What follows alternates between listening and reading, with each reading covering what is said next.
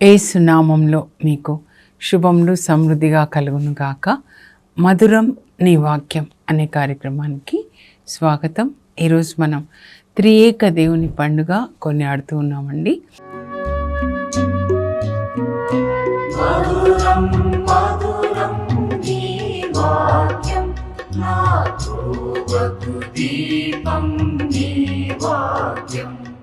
ముందుగా మీ అందరికీ కూడా త్రియేక దేవుని పండుగ శుభాకాంక్షలు.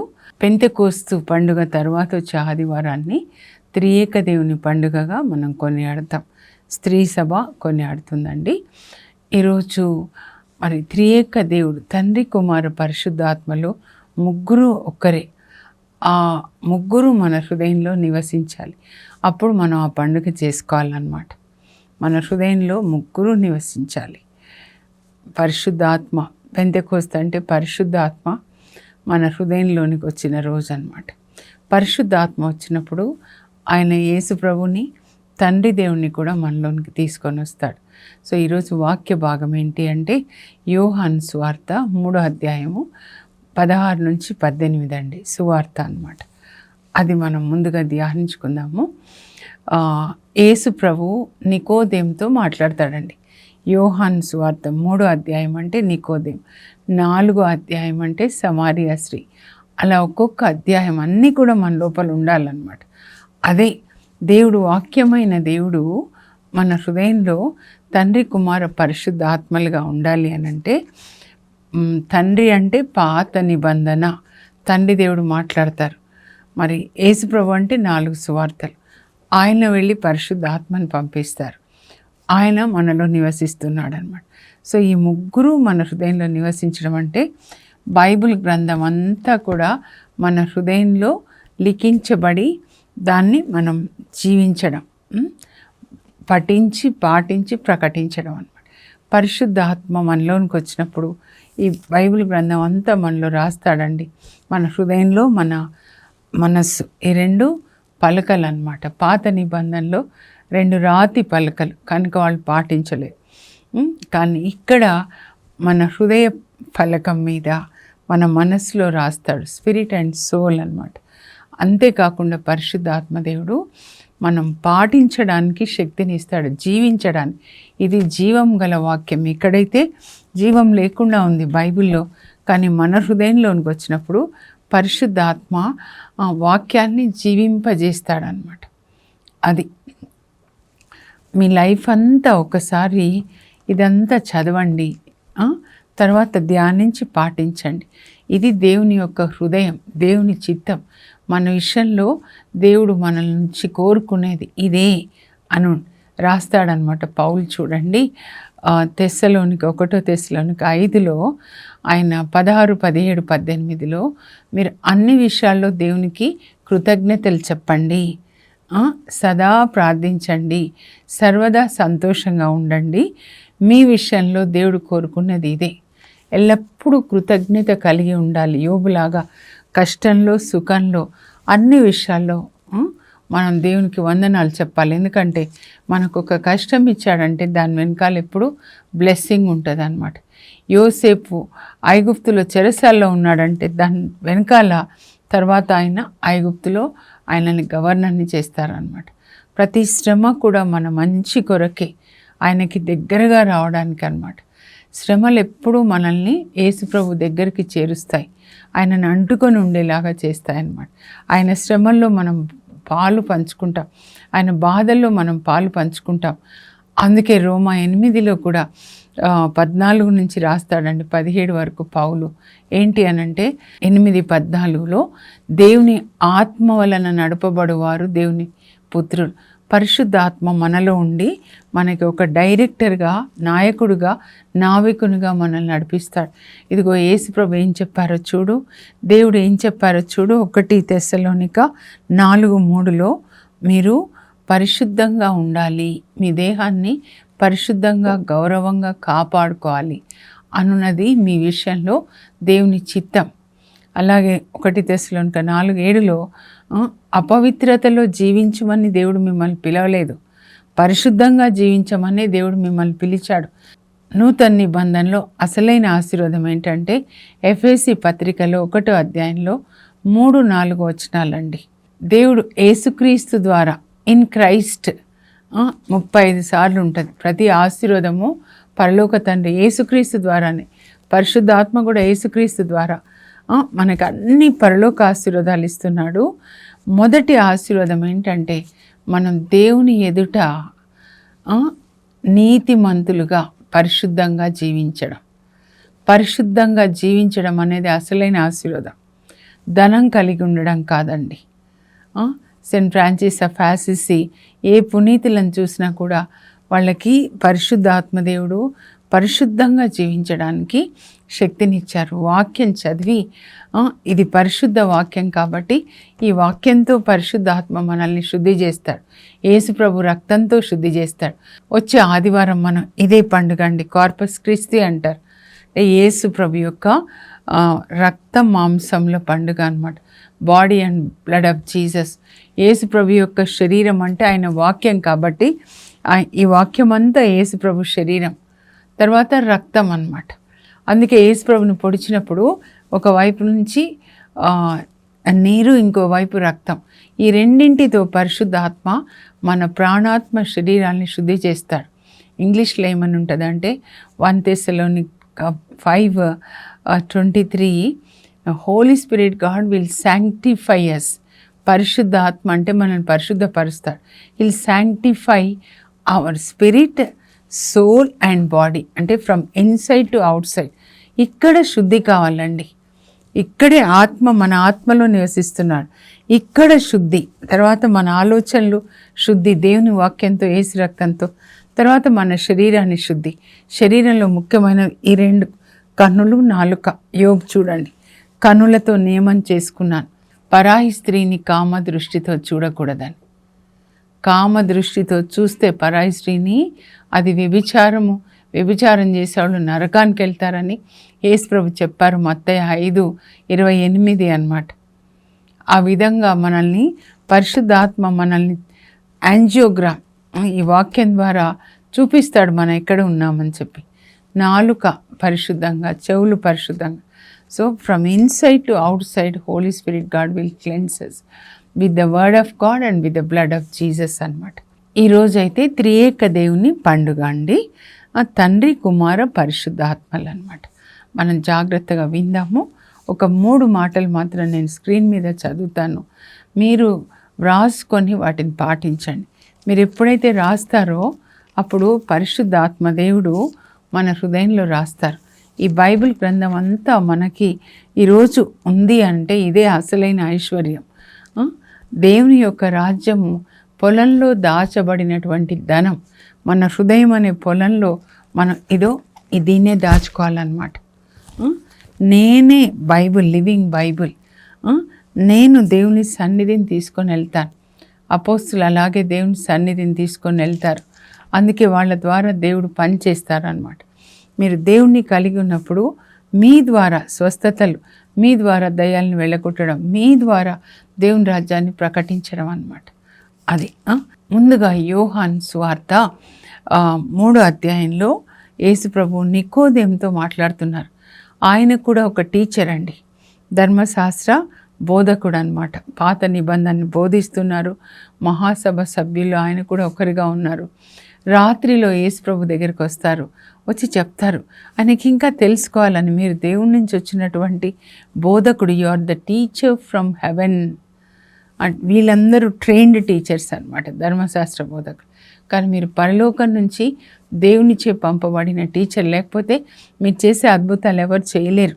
నీటిని ద్రాక్షరసంగా మార్చారు, ఎవరు చేయలేరు అని అడుగుతూ ఉంటే యేసుప్రభు అక్కడ చాలా విషయాలు చెప్తారండి. ఒకడు నీటి వలన ఆత్మ వలన జన్మించిననే తప్ప పరలోక రాజ్యంలో ప్రవేశింపజాలడని నీతో నొక్కి ఒక్కాణిస్తున్నాను. మీతోనే మనందరితో చెప్తున్నారు. నీటి వలన అంటే దేవుని వాక్యం పఠించి పాటించాలి. రెండోది ఆత్మ వలన అంటే పరిశుద్ధ ఆత్మ వలన జన్మించాలన్నమాట. తర్వాత అప్పుడు ఇంకా యేసు ప్రభు ఇక్కడ 3:16 వస్తే ఏం చెప్తారంటే, దేవుడు లోకాన్ని ఎంతో ప్రేమించి తన ఏకైక కుమారుని ప్రసాదించాడు. ఆయనను విశ్వసించు వారందరూ నిత్య జీవమును పొందుటకు ఆయన అట్లు చేశాడు. దేవుడు లోకమును రక్షించుటకే కానీ లోకాన్ని ఖండించడానికి తన కుమారుని పంపించలేదు. లోకాన్ని రక్షించడానికి పంపించాడు. ఆయనను విశ్వసించు వారందరూ రక్షింపబడతారు, విశ్వసింపని వారు ఖండించబడతారు. విశ్వసించడము అనే చోట విధేయతాన్ని రాసుకొనండి. అబ్రహాము దేవుని విశ్వసించాడు, అది ఆయనకి నీతిగా ఎంచబడింది. అంటే అబ్రహాము దేవునికి విధేయించాడనమాట. విడిచిపెట్టేసే నీ పుట్టింటిని, పొలాలు, ఆస్తి అంతా నేను చూపించిన చోటుకి రా అంటే వచ్చేసాడు. హగార్ని పంపించేసే, ఇస్మాయిల్ని పంపించేశాడు. చివర ఫైనల్ ఎగ్జామ్ని కొడుకు నాకు ఇచ్చే బలిగా ఇస్సాకుని మోరియా కొండ మీద రెడీ అవుతాడు. దేవుని పిలుపు ఎప్పుడు దేవునికి దగ్గర రావడం అంటే ఈ లోకానికి సున్నతి కట్ చేసుకోవాలి. అన్ని లోకానికి సంబంధించినవన్నీ కట్ చేసుకోవాలి. అందుకే పౌలు అంటాడు కొలొస్సీ 2:12 సున్నతి శరీరంలో కాదు, శరీరంలో ఇది తీయడం చర్మాగ్రహణ కాదు, క్రీస్తులో అంతరంగంలో కట్. క్రీస్తుతో ఐక్యమయ్యే వాళ్ళు ఈ లోకంలో అన్నీ కట్ చేసుకోవాలి అని చెప్తారనమాట. అది దేవుడు తన ఏకైక కుమారుని పంపించాడు. ఒకే ఒక ఎందుకు పంపించాడు? మన కొరకు సిలువలో మరణించడానికి అన్నమాట. యేసు అంటే అనగా ఆయన తన ప్రజలను వారి పాపం నుంచి విడిపిస్తాడు. ఎలా విడిపిస్తాడు? సిలువ మరణం ద్వారా అన్నమాట. మనకి రక్షణ, పాప క్షమాపణ అన్నమాట. ఆయనని విధేయించే వాళ్ళు రక్షణ పొందుతారు, ఆయన చెప్పినట్లుగా జీవిస్తే. విధేయించని వాళ్ళు ఖండింపబడతారు అని చెప్తున్నారనమాట. ఆయన లోకానికి వెలుగుగా వచ్చారు, కానీ మనుషులు దుష్క్రియలు చేయించు వెలుగు కంటే చీకటిని ఎక్కువగా ప్రేమించారు. ఈ లోక ఆశలతో, శరీర వాంఛలతో జీవిస్తూ సాతాను అధికారం క్రింద యేసు ప్రభు వెలుగుగా వచ్చారు. వెలుగు అంటే ఎఫెసీ 5:9 వెలుగు అనగా అన్ని విధములైన మంచితనము, సత్యము, నీతి అన్నమాట. యేసు ప్రభు అంటే నీతి, యేసు ప్రభు అంటే సత్యం, యేసు ప్రభు అంటే అన్ని విధములైన మంచితనం, ఇవన్నీ కలిపి వెలుగు అంటారనమాట. ఇలా మనం జీవించాలని చెప్తున్నారు.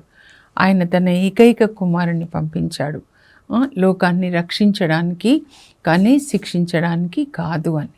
మరి తండ్రి దేవుడు యేసు ప్రభుని పంపించారు. ఈ లోకంలో ఆయన ఉన్నప్పుడు ఆయన పేరు యేసు ప్రభు అన్నమాట. అంటే యేసు మన కొరకు సిలువలో మరణించారు ఆయన ఆల్రెడీ.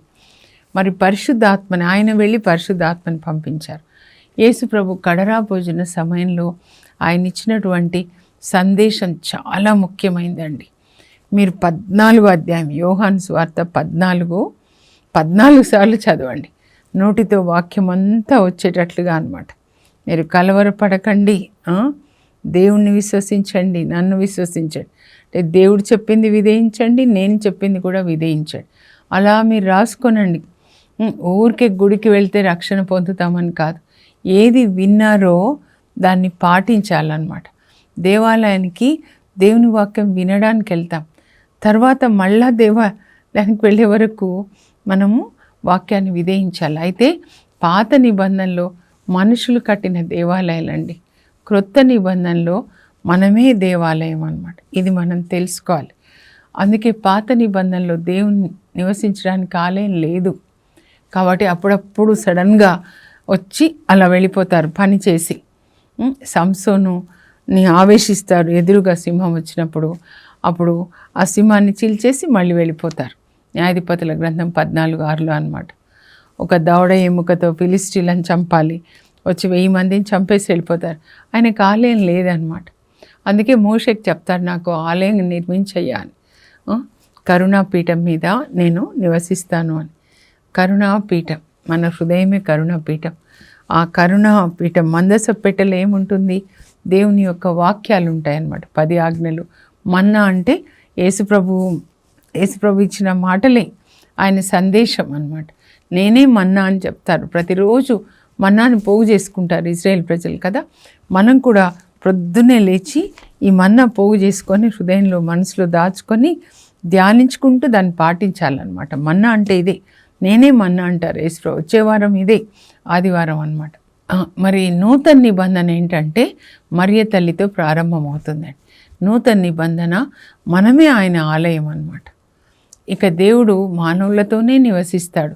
దేవుడే చెప్తారండి, ప్రకటన గ్రంథం 21లో యోహాను చూస్తాడు, సింహాసనాసీనుడైన దేవుడు మాట్లాడుతున్నారు. ఇక దేవుడు మానవులతోనే నివసిస్తాడు మన హృదయంలో అన్నమాట. వారే ఆయన ఆలయము, వారే ఆయన ప్రజలు. ఆయన వారికి దేవుడై ఆయన వాళ్ళ కన్నీళ్ళన్నీ కూడా తుడిచేస్తాడు. మన హృదయంలోనే దేవుడు నివసించాలి. 1 కొరింథీ 3:16లో పౌలు చెప్తాడు, మీరు దేవుని ఆలయము, పరిశుద్ధాత్మ దేవుడు మీ అందు నివసిస్తున్నారు, మీకు తెలియదా? కనుక దేవుని ఆలయాన్ని మీరు గౌరవించాలి. దేవుడు నివసించే ఆలయంగా మీరు దాన్ని కాపాడుకోవాలి. అంతేగాని శరీరం తిండి కొరకు కాదు, వ్యభిచారం కొరకు కాదు అని చెప్తాడు. 1 కొరింథీ 6:13-20 వరకు అన్నమాట. ఇది దేవుడు నివసిస్తున్న ఆలయం. అందుకే యోహాను సువార్త 14 వచ్చినట్లయితే కడరా భోజన సమయం. మీరు యోహాను సువార్త 14 అనగానే 13-17 వరకు అండి, గుర్తుపెట్టుకోండి. 5 ఫింగర్స్. 14లో ఆయన నూతన నిబంధన పరలోకంలో జరిగింది. తండ్రి కుమార్ పరిశుద్ధాత్మల మధ్య భూమిని సృజించక ముందే 1 పేతురు 1:19-20 నుంచి ఉంటుంది, 20లో అది ఆ రోజు స్థాపిస్తారనమాట. నేను వెళ్ళి మీకు ఇల్లు కట్టి మళ్ళీ వచ్చి నేను మిమ్మల్ని తీసుకెళ్తా. ఎంత ఉంది చూడండి, పరలోకంలో ఇల్లు కడతాను, మరలా వస్తాను, రెండవ మారు ఇప్పుడు వస్తారనమాట. వచ్చి మిమ్మల్ని తీసుకెళ్తా, నేను ఉండు చోటునే మీరును ఉండులాగున మిమ్మల్ని నా యొద్దకు చేర్చుకుంటాను. అది యేసుప్రభు హృదయం, దేవుని హృదయం అన్నమాట. మనం ఆయన దగ్గరికి వెళ్ళాలి అంటే పాపులం ఎట్లా వెళ్తాం? దేవుడు పరిశుద్ధుడు కాబట్టి తన శిలువ మరణం ద్వారా, తను బోధించిన వాక్యం ద్వారా మనల్ని శుద్ధి చేస్తారనమాట. అందుకే యేసుప్రభు యోహాను 15లోనే కడరా భోజన సమయంలోనే అంటారు, నేను ఇప్పటి వరకు మీతో చెప్పిన మాటల వల్ల మీరు శుద్ధులైతిరి. శరీరాన్ని ఎట్లా శుద్ధి చేసుకుంటారు? నీళ్లతో కదా, సబ్బుతో. ఆత్మని కూడా దేవుని వాక్యంతో, యేసు రక్తంతో, యేసు వాక్యంతో శుద్ధి చేసుకుంటారనమాట. సో ప్రభు ఏమంటున్నారంటే అక్కడ, నేను వెళ్ళి ఇల్లు కట్టి మళ్ళీ వచ్చి తీసుకెళ్తాను, నేను వెళ్ళే చోటకి మీకు మార్గం తెలుసు అంటే, ఎట్లా తెలుసు ప్రభా, ఎక్కడికి వెళ్తున్నారో తెలియదు, ఇంకా మార్గం ఏం తెలుసు అంటాడు తోమా. ఇదిగో నేనే మార్గం, నేనే సత్యం, నేనే జీవం. GPS అన్నమాట పరలోకానికి యేసు ప్రభు. నేను ఎలా తండ్రి చిత్తం చేశానో అలాగే మీరు కూడా తండ్రి చిత్తం చేస్తే పరలోకానికి వస్తారు. మత్తయి 5-6-7 అధ్యాయాల్లో తండ్రి చిత్తము ఇది అని చెప్పడానికి వచ్చాను. మీరు పరలోకం రావాలంటే ఇది ఈ విధంగా జీవించాలి, GPS అన్నమాట. ఆ తర్వాత ఏమంటాడంటే యేసుప్రభు ఇంకా 14లో 15కి వద్దామండి. మీరు నన్ను ప్రేమించినచో నా ఆజ్ఞలు పాటిస్తారు. మీతోనే మాట్లాడుతున్నారు. నీవు యేసుప్రభుని ప్రేమించడం అంటే ఒకే ఒక్కటి, ఆయన ఏ ఆజ్ఞలు ఇచ్చాడో వాటిని పాటించాలి. మత్తయి 5లో నుంచి మీరు చదవాలి. 8 అష్టభాగ్యాలు అంటారు, ధన్యతలు చెప్తారనమాట. ఇలా జీవిస్తేనే మీరు పరలోకానికి వస్తారు. దయామయులు ధన్యులు.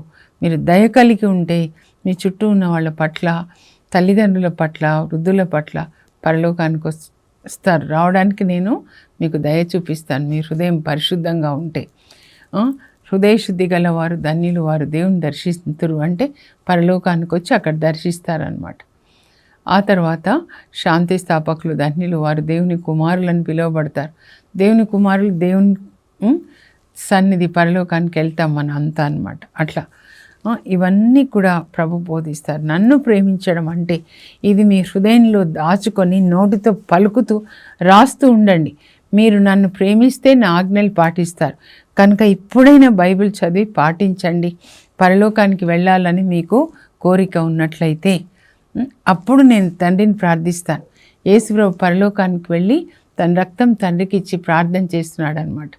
నాన్న, ఈ రక్తం తీసుకొని అందరి పాపాలు మన్నించి పరిశుద్ధ ఆత్మనివ్వు నాన్న. లేకపోతే నేను బోధించింది, మీరు చెప్పిందంతా పాటించాలంటే పరిశుద్ధ ఆత్మ లేకుండా పాటించలేరు. నాలాగా శిష్యులు సువార్త బోధించాలి, స్వస్థతలు చేయాలి, దయాలను వెళ్ళగొట్టాలంటే పరిశుద్ధ ఆత్మ లేకుండా చేయలేరు నాన్న అని యేసుప్రభు ప్రార్థిస్తే అప్పుడు తండ్రి దేవుడు యేసుప్రభుకి పరిశుద్ధాత్మనిస్తే యేసుప్రభు పరిశుద్ధాత్మను అందరి మీద కుమ్మరిస్తారనమాట. ఇది మొదటిదండి. తర్వాత మీరు 3 సార్లు అదే మాట అంటారనమాట. యోహాను 14:15లో నన్ను ప్రేమిస్తే నా ఆజ్ఞలు పాటిస్తారు. మళ్ళా చెప్తాడు, నా ఆజ్ఞల్ని 14:21 మీ హృదయంలోనికి స్వీకరించి పాటించువాడు నన్ను ప్రేమించేవాడు. నన్ను ప్రేమించువాడు నా తండ్రి వలన ప్రేమించబడతాడు. మీరు నన్ను ప్రేమించిన ఆజ్ఞలు పాటిస్తే నా తండ్రి, మా నాన్న పరలోక తండ్రి మిమ్మల్ని ప్రేమిస్తాడు. ఇంకా మూడోసారి ఏమంటారంటే 14:23 అండి. ఇది మీరు రాసుకోవాలి. ఏంటంటే మీరు నన్ను ప్రేమిస్తే నా ఆజ్ఞలు పాటిస్తారు, అప్పుడు మీరు నా తండ్రి వలన ప్రేమించబడి మేము ముగ్గురము వచ్చి మీలో నివసిస్తాము. ఇది త్రియేక దేవుని పండుగ. ఎప్పుడైతే ఈ ముగ్గురు వస్తారో, మనలో నివసిస్తారో, ఆ రోజు మనం పండుగ చేసుకోవాలి. పరిశుద్ధాత్మ వస్తే పరిశుద్ధాత్మ యేసు ప్రభుని, తండ్రి దేవుని ముగ్గురిని తీసుకొని వస్తాడండి. అర్థమవుతుంది. అందుకే ప్రభు అంటారు, యేసు ప్రభు కొంతకాలం నన్ను చూడరు, మళ్ళీ కొంతకాలం తర్వాత చూస్తారంటే ముగ్గురు వచ్చి మన హృదయంలో నివసిస్తారనమాట. త్రియేక దేవుని ఆలయంగా మనం మారుతాం. అర్థమవుతుంది కదా. ఆ ఆలయాన్ని అబ్రహాంని దర్శించినప్పుడు ముగ్గురు ఆదికాండం 18లో హెబ్రోన్లో అక్కడ సెయింట్ హెలీనా చర్చి కట్టిస్తారు, త్రియేక దేవుని ఆలయం అని. ఇప్పుడు మనమే ఆ త్రియేక దేవుని ఆలయం అన్నమాట.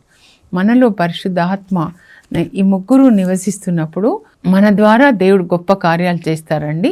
మరియ తల్లి చూద్దామండి. లూకా సువార్త 1:28-38 వరకు అనమాట. అనుగ్రహ పరిపూర్ణురాలని శుభము, ప్రభువు నీతో ఉన్నారు. దేవుని యొక్క మాట గాబ్రియల్ దూత చెప్తారు, ప్రభు నీతో ఉన్నారు, నువ్వు గర్భం ధరించి కుమారుని కంటే ఎలా పరిశుద్ధాత్మ నీపైకి వేయించేసి వస్తుంది, మహోన్నతుని శక్తి నిన్ను కమ్ముకుంటుంది. వాక్యం లోపలికి వెళ్ళిపారు, మందస పెట్టే పరిశుద్ధాత్మ వచ్చేసారు తన మీదికి. పరలోక తండ్రి శక్తి ఆమెని కమ్ముకుంది. ముగ్గురు అన్నమాట, త్రియేక దేవుని ఆలయం. అలాగే యేసు ప్రభు కూడా చూడండి, లూకా సువార్త 3:21 ఆయన బాప్తిస్మం తీసుకొని నీటి నుండి వెలుపలికి వచ్చి ప్రార్థించుచుండగా పరలోకం తెరవబడి పరిశుద్ధాత్మ పావురం రూపంలో ఆయన మీదకి వచ్చేస్తాడు. అప్పుడు పరలోకం నుంచి తండ్రి దేవుడు ప్రభుతో అంటారు, నీవు నా ప్రియమైన కుమారుడు, నిన్ను గురించి నేను ఆనందిస్తున్నాను. అంటే అక్కడ మన ముగ్గురిని చూస్తున్నాం, యేసు ప్రభుని, పరిశుద్ధాత్మ, పరలోక తండ్రి అన్నమాట. అలాగే తాబోరు పర్వతం మీద అండి యేసు ప్రభు ప్రార్థన చేస్తున్నప్పుడు మనం మత్తయి సువార్త 17లో చూస్తాము, లూకా 9లో కూడా, అలాగే మార్కులో కూడా 9లో చూస్తామన్నమాట. ఆయన ప్రార్థన చేస్తున్నప్పుడు ఆయన ముఖము, ఆయన వస్త్రాలు తెల్లగా ప్రకాశిస్తాయంటే దివ్య రూపధారణని వీళ్ళకి చూపిస్తాడనమాట. పేతురు, యోహాన్, యాకోబులకి. అప్పుడు ఇలా అని చూస్తూ ఉంటారు వీళ్ళు. అప్పుడు ఒక మేఘం వీళ్ళని కమ్ముకుంటుంది, పేతురు, యోహాన్, యాకోబులని. అప్పుడు ఆ మేఘంలోంచి ఒక స్వరం అన్నమాట. ఏంటి అంటే, ఈయన నా ప్రియమైన కుమారుడు, ఈయనని మీరు ఆలకించండి. ఇక్కడేమో పేతురు వాళ్ళకి చెప్తున్నాడు, ఈయన నా ప్రియమైన కుమారుడు, ఈయన చెప్పిందంతా కూడా మీరు ఆలకించండి, విధేయించండి అని చెప్తున్నారు అనమాట. అక్కడ కూడా ముగ్గురిని చూస్తాం కదండి. అసలు ఆదికాండం నుంచి చూస్తే ఆదికాండం 1:1లో దేవుడు మొట్టమొదట ఆకాశాన్ని, భూమిని చేశారు. ఆ భూమి మీద అగాధ జలముల మీద అంధకారం వ్యాపించిందంట, భూమి నిండా నీళ్లు, తర్వాత చీకటి.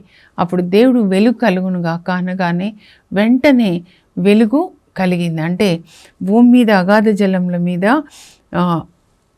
దేవుని ఆత్మ గుండ్రంగా తిరుగుతూ ఉంది అన్నమాట. అంటే అక్కడ ఆత్మ తిరుగుతుంది భూమి చుట్టూ. తండ్రి దేవుడు వెలుగు కలుగునుగా అన్నారు, వెంటనే వెలుగు కలిగింది. అంటే ముగ్గురు కలిసి పనిచేశారు. ఆదికాండం 1:26లో కూడా మనం చూస్తే అక్కడ కూడా ఇక మనం మానవుని సృజించము, మానవుడు మమ్ము పోలి మాలాగా ఉండాలి అని ముగ్గురు అనుకొని సృజిస్తారనమాట. అలాగే 11 ఆదికాండం 7లో బాబేల్ గోపురాన్ని నిర్మిస్తున్నప్పుడు మనం కిందికి వెళ్దాము, కిందికి వెళ్ళి వీళ్ళ భాష తారుమారు చేద్దాము అని కిందికి వచ్చి వాళ్ళ భాషని తారుమారు చేస్తారనమాట. అప్పుడు వాళ్ళంతా కూడా చెదరిపోతారు, భూమి అంతా కూడా. దేవుని ఉద్దేశం అన్నమాట, మనం భూమి అంతా కూడా వ్యాపించి భూమిని పరిపాలించాలి ఆయన పిల్లలుగా అని చెప్పి. 3 వాక్యాలు నేను చదువుతాను, మీరు దయచేసి స్క్రీన్ మీద చూసి రాసుకోనండి. ఇప్పుడు చెప్పినవి కూడా మీరు చదవండి. అన్నీ నేను చదవలేకపోయినా నేను చెప్పినవి రాసుకొని తండ్రి కుమార పరిశుద్ధాత్మలు మనలో నివసించాలి. ఈ బైబిల్ గ్రంథమే తండ్రి కుమార పరిశుద్ధాత్మలు. పాత నిబంధన తండ్రి, 4 సువార్తలు యేసు ప్రభు, అపోస్తుల కార్యాలు యాక్చువల్గా పరిశుద్ధాత్మ కార్యం చివరి వరకు మొత్తం మన హృదయంలో పరిశుద్ధాత్మ రాసి దాన్ని పాటించే శక్తిని, ప్రకటించే శక్తిని మనకిస్తారు. త్రియేక దేవుని పండుగ. దేవుడు లోకంను ఎంతో ప్రేమించి తన ఏకైక కుమారుని ప్రసాదించను. ఆయనను విశ్వసించు ప్రతి వాడును నాశనం చెందక నిత్య జీవంను పొందుటకై అట్లు చేసెను. యోహాను సువార్త 14:23 అండి. నన్ను ప్రేమించువాడు నా మాటను పాటించును, అప్పుడు నా తండ్రి వానిని ప్రేమించును, మేము వాని యొద్దకు వచ్చి వానితో నివసింతుము. మేమంటే ముగ్గురండి, తండ్రి కుమార పరిశుద్ధాత్మలు. అలాగే ప్రకటన దర్శన గ్రంథం 21:3. ఇక దేవుడు మానవులతోనే నివసించును, వారే ఆయనకు ఆలయము, వారే ఆయన ప్రజలు, స్వయముగా దేవుడే వారితో నివసించును. ఇది అండి దేవుని ఉద్దేశం, దేవుని యొక్క ప్రణాళిక మన విషయంలో, మనల్ని సృజించడంలో, ఈ దేహాన్ని సృజించడంలో ఆయన నివసించాలి. ఆయన మనలో నివసిస్తూ ఈ లోకంలో ఆయన రాజ్యాన్ని స్థాపించాలి అని. పరలోకపు మా తండ్రి, నీ పరిశుద్ధ నామం నాకు స్తోత్రం కలుగును గాక. మరియ తల్లి, యేసు ప్రభు, అపోస్తులు ఎలా వాళ్ళ దేహాల్ని దేవుని ఆలయాలుగా మార్చారో ఆ విధంగా మేము కూడా మా దేహాన్ని దేవుని యొక్క ఆలయంగా మార్చి తండ్రి కుమార పరిశుద్ధ ఆత్మలు మాలో నివసిస్తూ దేవుని ఆత్మ వలన నడపబడడానికి మాకు కృపని దయచేయండి. మా ద్వారా మీ యొక్క రాజ్యం ఈ లోకంలో స్థాపించండి. పరలోక తండ్రి, యేసు పరిశుద్ధ నామంలో అడుగుచున్నాం, ఆమేన్. దేవుడు మీలో నివసిస్తూ మీ ద్వారా తన రాజ్యాన్ని లోకంలో కట్టుదురుగాక. God bless you. Have a blessed day.